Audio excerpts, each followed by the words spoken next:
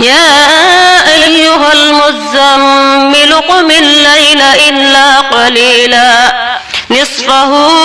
أو انقص منه قليلا أو زد عليه ورتل القرآن ترتيلا إنا سنلقي عليك قولا ثقيلا إن ناشئة الليل هي أشد وطئا وأقوم قيلا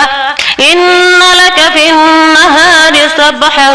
طويلا واذكر اسم ربك وتبتل إليه تبتيلا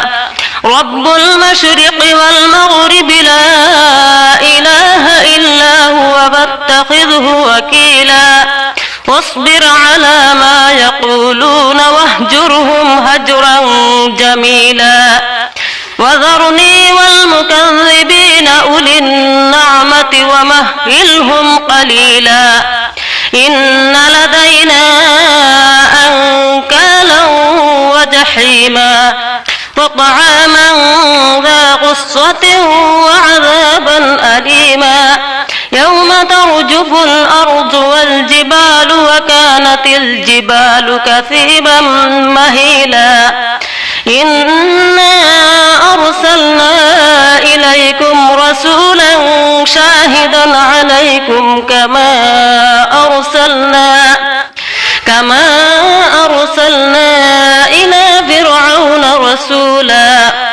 فعصى فرعون الرسول فأخذناه أخذا وبيلا فكيف تتقون إن كفرتم يوما يجعل الولدان شيبا السماء منفطر به كان وعده مفعولا إن هذه تذكرة فمن شاء اتخذ إلى ربه سبيلا إن ربك يعلم أنك تقوم أدنى من ثلثي الليل ونصفه وثلثه وطائفة من الذين معك والله يقدر الليل والنهار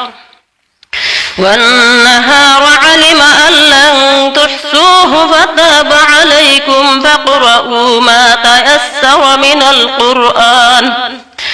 علم أن لن تحصوه فتاب عليكم فاقرؤوا ما تيسر منه وأقيموا الصلاة وآتوا الزكاة وأقرضوا الله قرضا حسنا وما تقدموا لأنفسكم من خير تجدوه عند الله هو خيرا وأعظم أجرا واستغفروا الله إن الله غفور رحيم صدق الله العظيم.